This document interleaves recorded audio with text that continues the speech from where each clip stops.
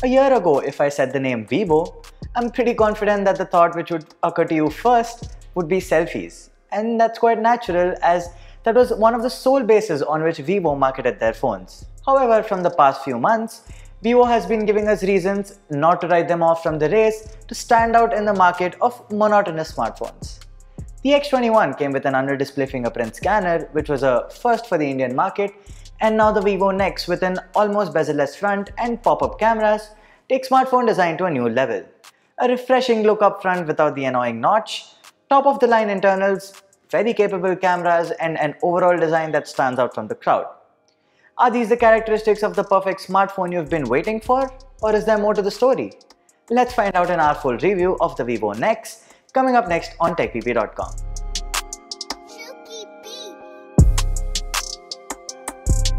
Hey guys, this is Sumukh from TechPP, and I'm here to help you decide if the Vivo Nex should be your next smartphone.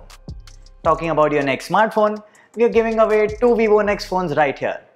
Watch till the end to know how, and the best way you could thank us for it is by clicking that subscribe button and the bell icon next to it. Let's move on and tell you what's good and what's not about the Vivo Nex. Right off the bat, the Nex is one hefty phone. A huge 6.59-inch display up front in a typical glass sandwich design is what summarizes the build of the Nex. A metallic frame runs all around the device with the typical buttons and ports. Power and volume buttons on the right, SIM tray, primary mic, USB-C and speaker grill to the bottom, the now disappearing headphone jack up top with a secondary mic and the pop-up camera, and finally a dedicated button for Google Assistant to the left edge. The pattern on the back of the device looks unique and is worth mentioning. This is a subtle dot matrix which scatters light, resulting in a rainbow-like pattern when exposed to light, which is nice to see compared to a plain boring black back. That was a nice tongue twister. Coming back to the gigantic 6.59-inch display, it surely looks fantastic. The spec sheet says there's a Full HD AMOLED display panel with a resolution of 1080 by 2316 pixels and an aspect ratio of 19.3:9. Let me just put it this way. I took the phone to Delhi for the launch, and the front of the device did turn a lot of heads at the airport. Colors are great, something you would expect from an AMOLED panel, and the immersion that you experience while watching content on this display is phenomenal. And of course, all your usual sensors and the earpiece are hidden within the display assembly as well, which is pretty deft. One thing I was not sure about when I started using the Nex was the most important aspect of a phone, the calling. Nex has no traditional earpiece, but instead opts for a piezoelectric soundcasting technology which uses the whole display as a speaker. The call quality is almost as good as on a conventional phone, but requires some time getting used to. So as I said, the Nex was my travel companion to Delhi, and travel means a lot of pictures. The cameras on the Vivo Nex were unexpectedly pleasing.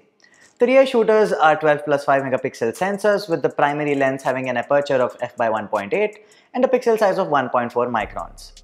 There's also 4-axis OIS for video. The numbers, however, don't tell you the complete story. Pictures shot with the Nex have great colors, sharp details and an impressive dynamic range as well.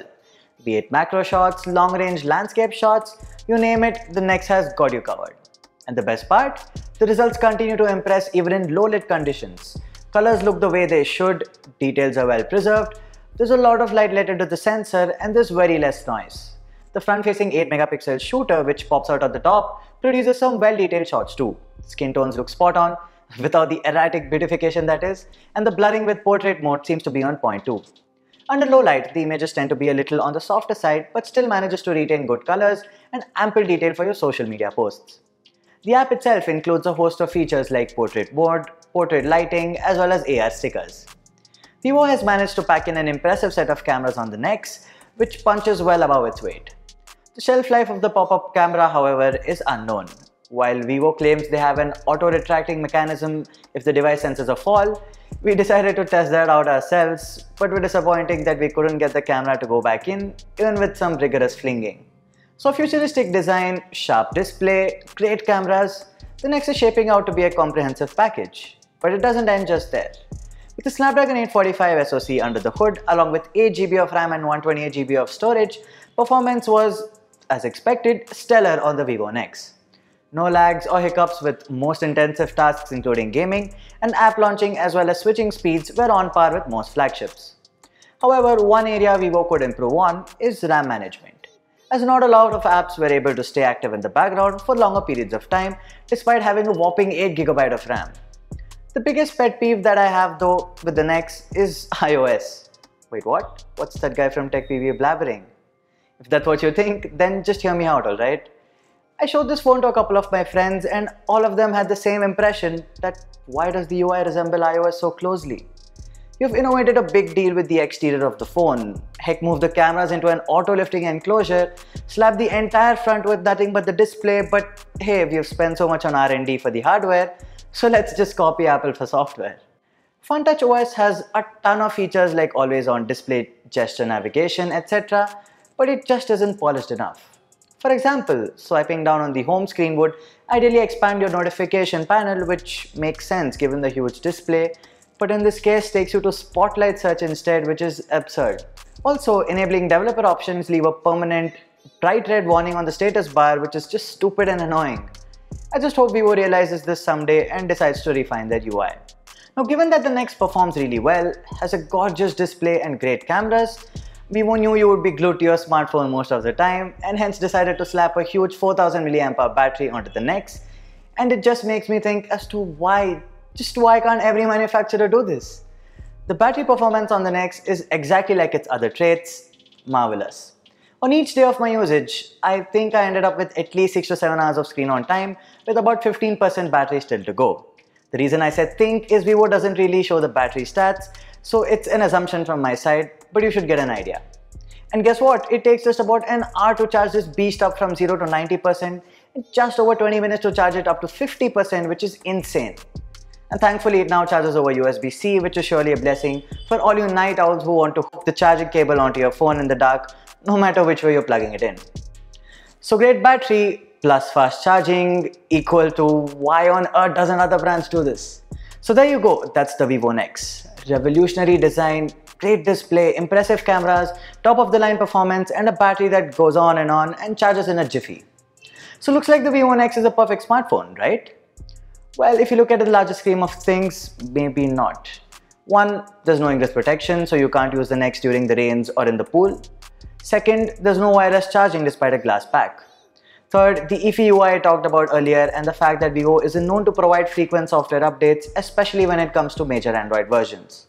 According to me, these are the only downsides of the Vivo Nex, which if you look at the positives, seem absolutely negligible. The Vivo Nex is priced at ₹44,990 in India and is sold online exclusively via Amazon, but also via the usual offline stores. HDFC Bank card holders get an instant rebate of ₹4,000, which effectively reduces the price to ₹40,990, which makes it a real good alternative for devices like the OnePlus 6, which also sells at a similar price. Vivo is also offering one-time screen replacement free of cost, which is an added bonus. So if you're looking to buy a smartphone in this segment, the Vivo Nex is an extremely solid offering with a lot of things going for it. And for the part which many of you are waiting for, yes, we have 2 units of the Vivo Nex to give away to 2 of you lucky members of the TechPP family. Details, as always, are in the description below. If you enjoyed watching our full review of the Vivo Nex, do hit the like button, and until next time, may the tech be with you.